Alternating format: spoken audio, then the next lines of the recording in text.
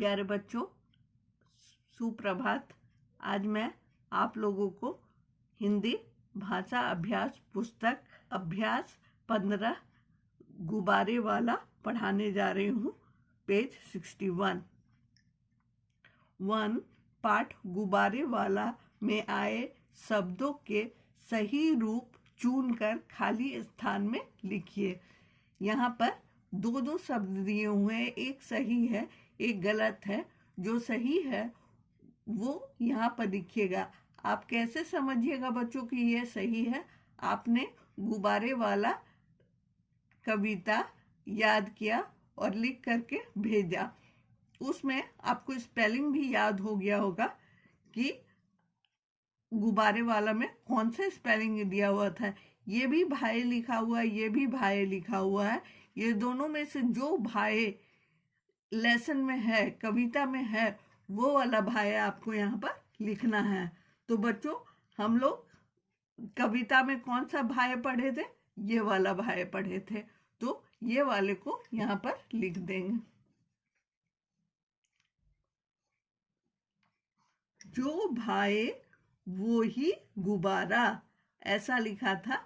तो हम लोग ये भाई लेसन में देखे, इसलिए ये लिखे।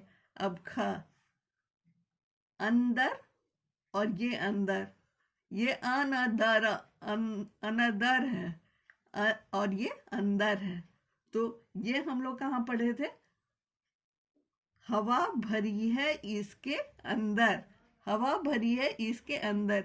ये वाला अंदर करेक्ट है, लेसन में दिया हुआ है, इसलिए हम लोग अ अनुस्वार द र, अंदर, ये लिखेंगे। नेक्स्ट है ग, 12 और 12। 12 कुछ नहीं होता है, 12 होता है। देखो कैसी हो पो 12। तो यहाँ पर हम लोग 12 लिखेंगे। ब में आकार, र ह। 11 के बाद 12 आता है ना, यह अंक का नाम है 12। और यहाँ पे 12 मीन्स होता है लाभ, लेकिन ऐसे 12 ये हिंदी का अंक है। घ, रंगीला रंगीला, दो तरह से रंगीला लिखा हुआ है। इसमें कौन सा रंगीला सही है? इसमें से ये रंगीला सही है। ये कब यूज होता है? जैसा चाहो रंग रंगीला, सेकंड लाइन में है। जैसा चाहो रंग रंगीला। र के ऊपर अनुस्वार, ग दीर्घी, ल आकार, रंगीला। उसके बाद अंग में क्या है? सुंदर। ये सुंदर और ये सुंदर, ये दोनों सुंदर में से कौन सा सुंदर करेक्ट है?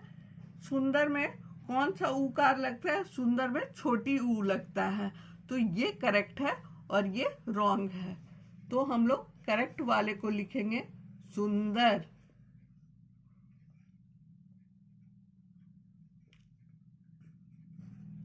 यहाँ सुंदर लिख दिए। दंत सा, छोटी ऊ, अनुस्वार द र, सुंदर, ये वाला करेक्ट है। अनमोल और अनमोल, अनमोल तो कुछ नहीं होता है बच्चों, अनमोल होता है। यहाँ थर्ड पैराग्राफ में लास्ट लाइन अनमोल लिखा हुआ है। तो ये अ न मो ल, अनमोल, ऐसे करके लिख देंगे अनमोल। तो ये समझ में आ गया बच्चों।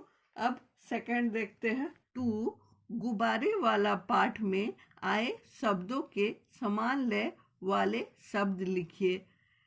गुब्बारे वाले पाठ में ये सब शब्द आए थे, नीला, बंदर, छोटा, गोल। तो इसके समान लय वाले शब्द लिखना है। तो समान लय वाले शब्द किसको कहते हैं? जो सुनने में एक सा लगे, उसे समान लय वाले शब्द कहते हैं। तो नीला का समान लय वाले शब्द क्या होगा? क्या पीला हो सकता है?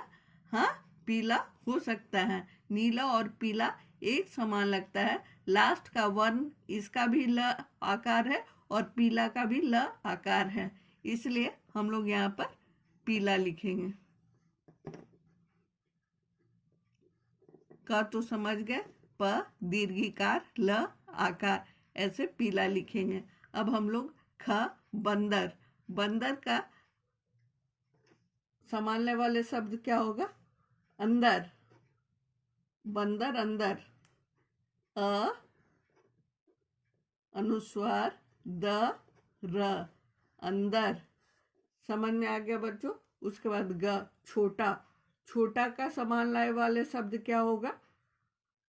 मोटा, मोटा, क्योंकि मोटा सुनने में छोटा ही के समान है और उसके लास्ट वाला वर्ण और मात्रा एक है, यहाँ पर मोटा लिखेंगे।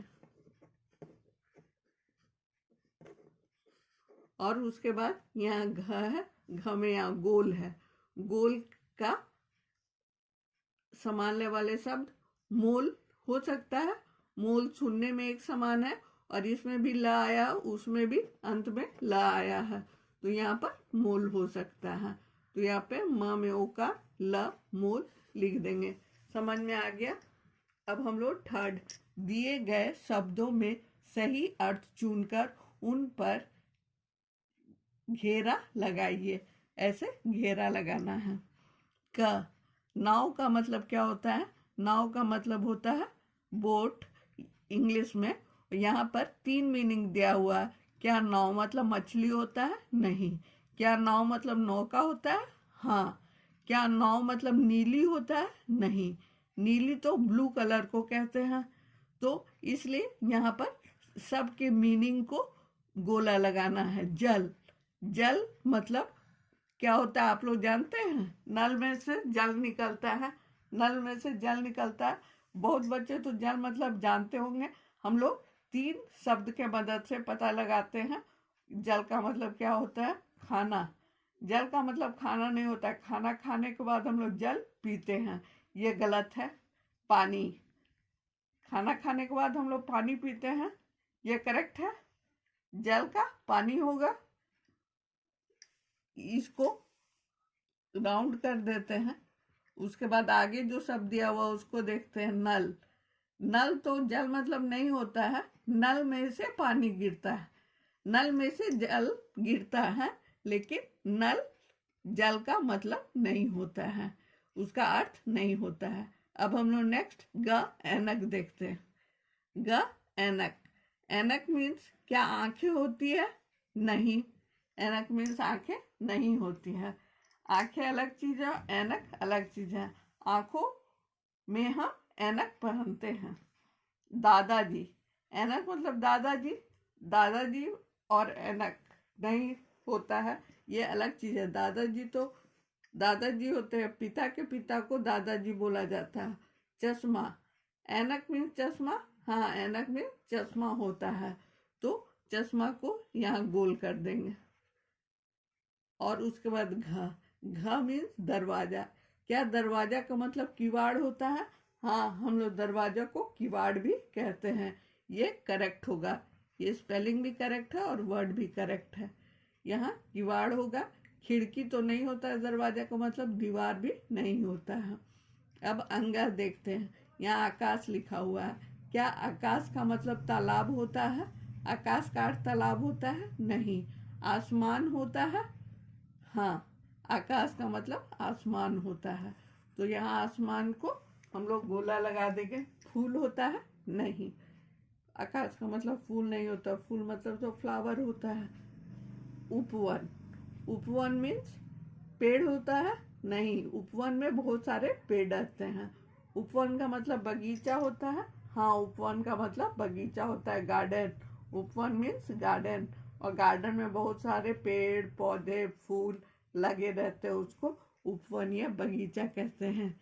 इंग्लिश में इसे गार्डन कहते हैं। और ये पौधे, पौधे मीन्स छोटे पेड़, प्लांट्स को पौधे बोलते हैं।